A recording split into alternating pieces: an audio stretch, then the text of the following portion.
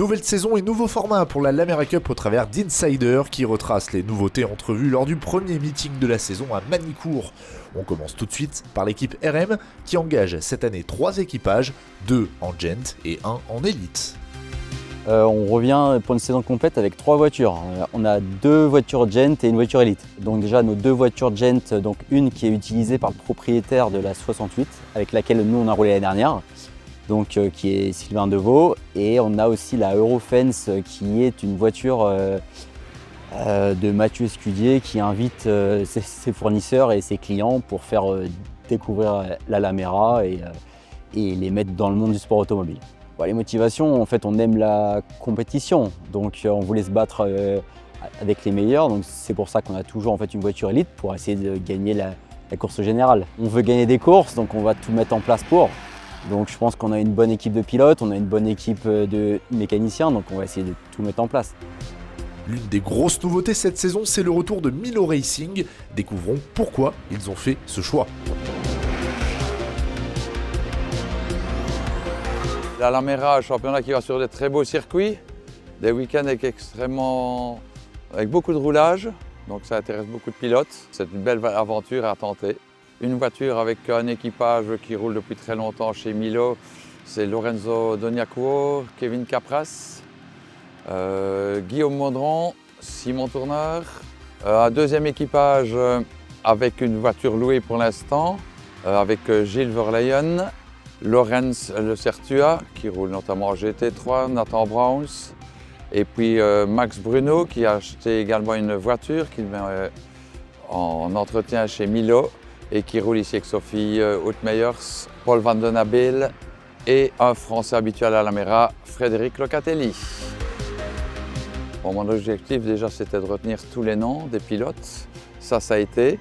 L'objectif est, comme toujours pour Milo, c'est d'aller sur le podium le plus souvent possible et d'essayer de bien prester, de gagner le championnat, ne nous voilons pas la face, même si ça reste du sport automobile et qu'il y a plus de déceptions que de réussite souvent, mais le but est de gagner le championnat, oui.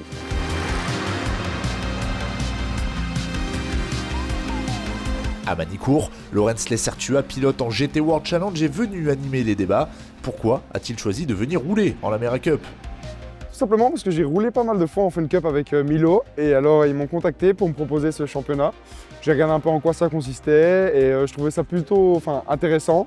Et je me suis dit pourquoi pas découvrir cette catégorie, ça pourrait être intéressant en termes de pilotage, de retrouver quelque chose de sans ABS, sans traction control, pour pouvoir apprendre pour même la GT3, quoi. J'ai beaucoup aimé. En fait, moi j'ai toujours aimé les voitures joueuses, donc c'est vraiment quelque chose qui me convient particulièrement. Donc franchement, la première impression était vraiment au top. C'est une voiture qui est puissante, qui demande quand même pas mal d'efforts sur le pilotage, quoi.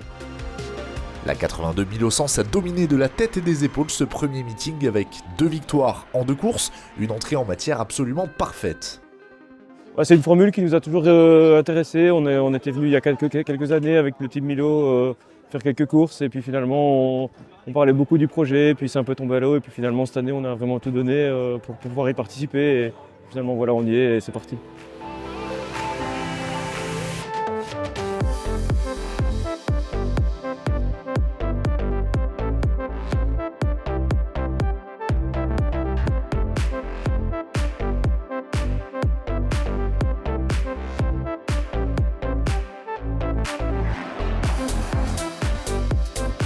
Durant l'intersaison, Olivier Dufour et Edonic Racing n'ont pas chômé et disposent désormais de 3 voitures en élite. C'est le choc des titans. On n'avait pas prévu une saison comme ça au départ. Et on se retrouve avec 3 voitures élites. Donc l'objectif, c'est toujours garder la même atmosphère dans l'équipe, qu'on s'entende tous bien, qu'on s'amuse, qu'on prenne du plaisir et qu'on s'améliore. Donc franchement, la première journée est plutôt sous ces auspices-là. Ça s'est plutôt bien passé. On a même eu une belle bagarre entre la 421 et la 5 à la fin. Voilà, on a une première journée avec des hauts et des bas, mais plutôt satisfaisante. Donc la saison s'annonce quand même avec beaucoup d'enjeux. Et c'est très stimulant, vraiment très stimulant. Et on a au total 10 pilotes, 10 pilotes élites qui en demandent. Donc ça va être usant, mais ça va être bien.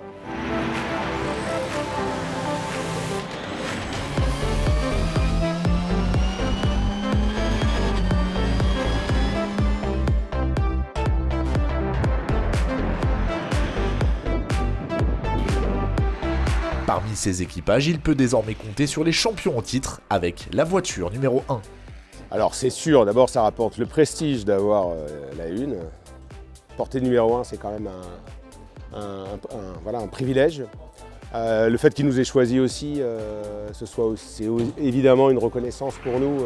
On fait beaucoup d'efforts à démontrer qu'on a une écurie sérieuse et très appliquée dans la Lamera, parce qu'on est vraiment quasiment à 100% Lamera.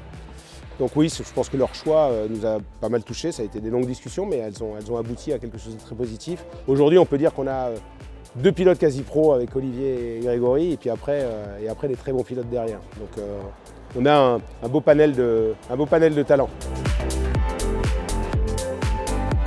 La une continentale by Edonic Racing repart de la Nièvre avec un podium en course 2. Grégory Fargier, l'un des pilotes de l'équipage, nous donne son ressenti. C'était une opportunité de rouler chez Edonic. On sait tous que c'est un très bon team. Et ce qui était pas mal, c'est qu'il n'y a pas trop de voitures. C'est 3 voitures, ça c'était assez intéressant. C'est 3 élites. Contrairement à ce qu'on pourrait penser, c'est plus une émulation qu'une rivalité.